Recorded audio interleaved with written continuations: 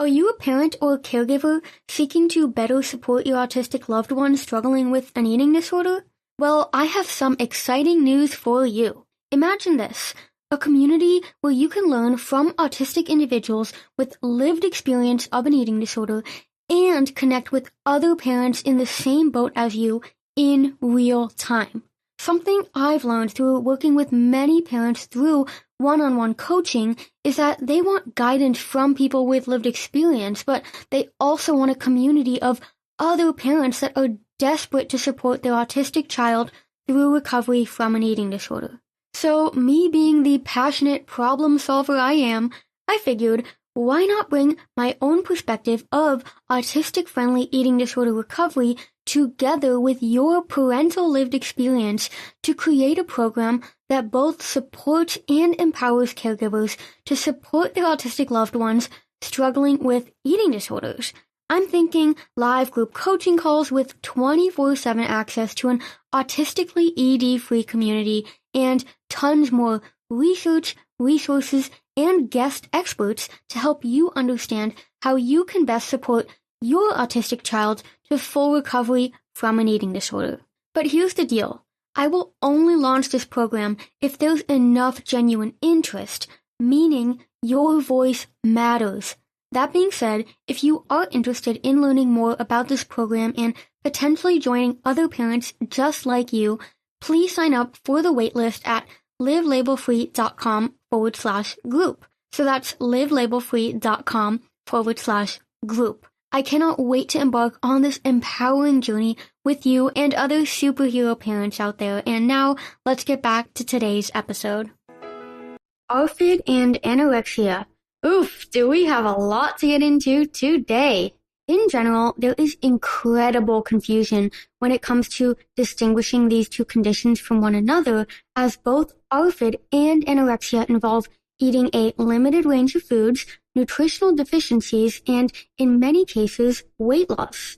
But being able to understand where these two quote-unquote disorders, and I'll elaborate on why I don't like the use of the word disorder later on, differ is critical if we are to properly support people with anorexia, ARFID, or both.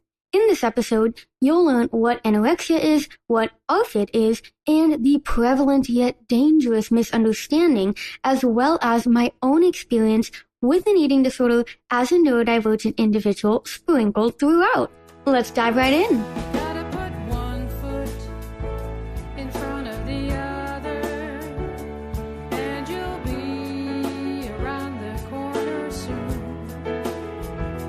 Welcome to Live Label Free, the podcast, where you'll learn to let go of limiting labels and embrace your unique brain. As my mom says so beautifully in her song, "Fear is a heavy load to carry," which is why on this podcast, you'll learn the scientific links between neurodiversity and eating disorders, giving you a deeper understanding of how you can face your fears and become truly free. Together, you and me, we will keep putting one foot in front of the other. The misunderstood difference between ARFID and anorexia. Many people know that these are different eating disorders. But how? How are they different? Well, a quick Google search, or if you're feeling extra, you could even type the question into ChatGPT of the difference between ARFID and anorexia will tell you that ARFID is categorized by restriction due to sensory issues, fear of adverse consequences, or just a general lack of interest in eating, while anorexia is associated with restriction due to the fear of gaining weight and becoming fat. Before we get into all of the issues of this distinction, let's back up a minute and make sure we're all on the same page regarding what anorexia is and what ARFID is. First up, what is anorexia? Well, according to the DSM-5, which is the Diagnostic and Statistical Manual of Mental Disorders, 5th edition, anorexia nervosa, or AN, is defined as a serious mental health condition characterized by a significantly low body weight, an intense fear of gaining weight or becoming fat, and a disturbed perception of body weight or shape. I barely even know where to start with how stigmatizing this definition is. Right off the bat, we need to establish that you can have an eating disorder at any weight, shape, or size, and your BMI is completely arbitrary in determining whether or not you are quote-unquote sick enough. Not everyone with anorexia has a BMI that can be classified as quote-unquote underweight. And due to the fat phobia and the rampant stereotypes in the healthcare system, people with anorexia at quote-unquote normal and higher weights suffer in silence due to that invalidation of their illness. This type of anorexia is commonly known as atypical anorexia, which I just have to do a whole nother podcast episode on, so be sure to subscribe to the Live Label Free podcast wherever you are listening or watching to stay tuned about the release of that episode.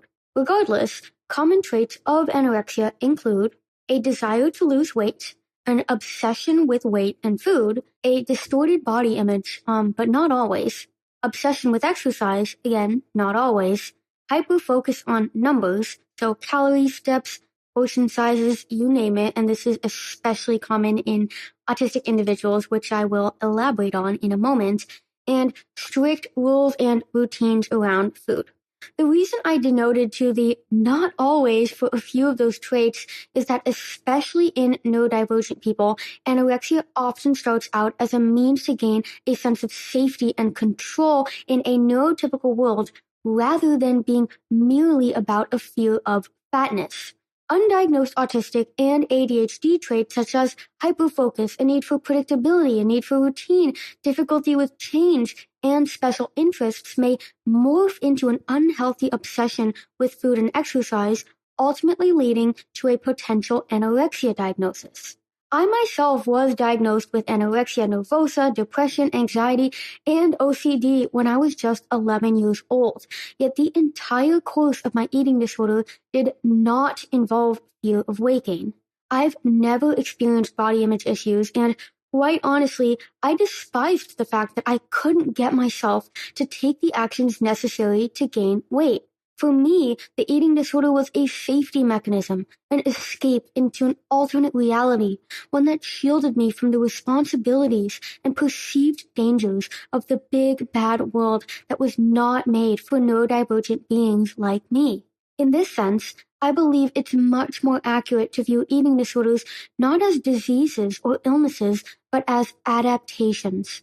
Shifting the traditional view of eating disorders from a problem to an attempted solution to safety acknowledges the creativity of the human mind and nervous system in responding to adversity. It invites empathy and understanding, recognizing that eating disorder behaviors serve a purpose in the context of traumatic experiences. Another interesting point to make when it comes to anorexia in neurodivergent people is that a lot of the time, distorted body image will not be present, like in my case.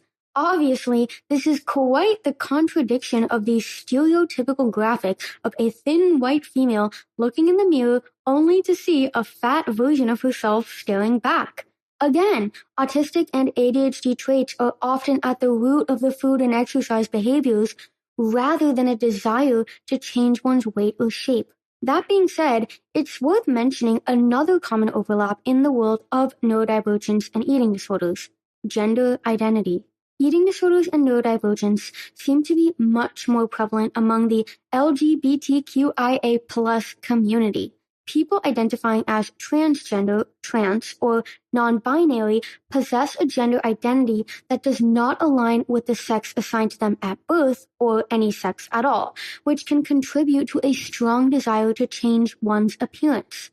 Obviously, weight and shape play a major role in these feelings, which may be another important factor to consider when stamping someone with the label anorexia. Just as neurodivergence and gender exist on a spectrum, I propose that we start seeing eating disorders as a spectrum of adaptive eating behaviors rather than a pathological form of food avoidance.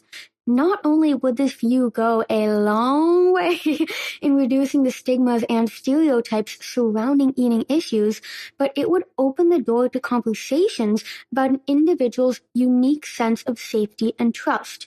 It would eliminate the need to quote-unquote cure eating behaviors that are not necessarily disordered so that instead we can focus on what really matters. Discovering a life in which you can find safety in a healthy way. As I explain in my book, Rainbow Girl, of which you can grab your copy at livelabelfree.com/Rainbow Girl, when I discovered I'm neurodivergent, the course of my entire eating disorder suddenly made sense. I didn't have anorexia due to the stereotypical belief that I was afraid of becoming fat, but because it acted as a mask for undiagnosed autism and ADHD. Controlling my food and exercise gave me a sense of safety and trust at a time when I couldn't access that safety and trust elsewhere. Perhaps not surprisingly, ARFID is also a manifestation of distrust and safety. Whether this lack of assurance is caused by trauma, specific sensory preferences, and or a general distrust of non-safe foods, engaging in what society has labeled as avoidant and restrictive behaviors is a way to avoid perceived danger. So now let's define ARFID and get into how to best support someone with either anorexia, ARFID, or both. But before we do, I want to give you a completely free resource. Have you listened to my free audio training yet? If not, you have got to get your booty over to my website right now and download the audio training, 3 Steps to Recovery from an Eating Disorder as an Autistic Person. If there is one question I get asked the most when it comes to autism and eating disorders, it's whether or not I believe it's harder for an autistic person to recover from an eating disorder. The fact that this is such a common question is really no surprise, as autistic traits are often the root cause of the disordered eating behaviors. I believe my own eating disorder was simply a manifestation of my autism. Obsessive interests, the need for predictability and routine, difficulty with change, being sensitive. As soon as you mix food and exercise into this autistic assemblage of traits, it's literally a recipe for an eating disorder. So then how does an autistic individual approach recovery from an eating disorder? Well, that is exactly what you will learn in my free audio training.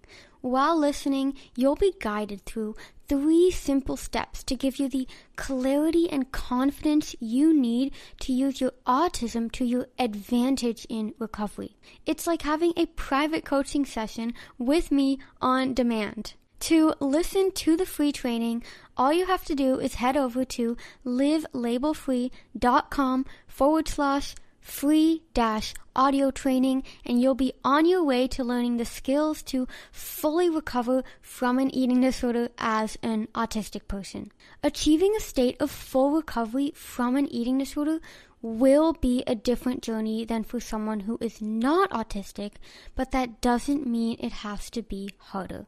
I did it, which means you can too. Now, let's get back to today's episode.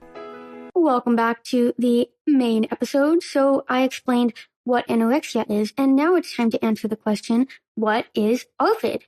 In contrast to anorexia that is often rooted in a need for control, which manifests as having strict rules and routines around food, exercise, and the numbers attached to these entities, the DSM-5 defines ARFID, which is short for Avoidant Restrictive Food Intake Disorder, as a feeding or eating disorder characterized by a persistent disturbance in eating or feeding.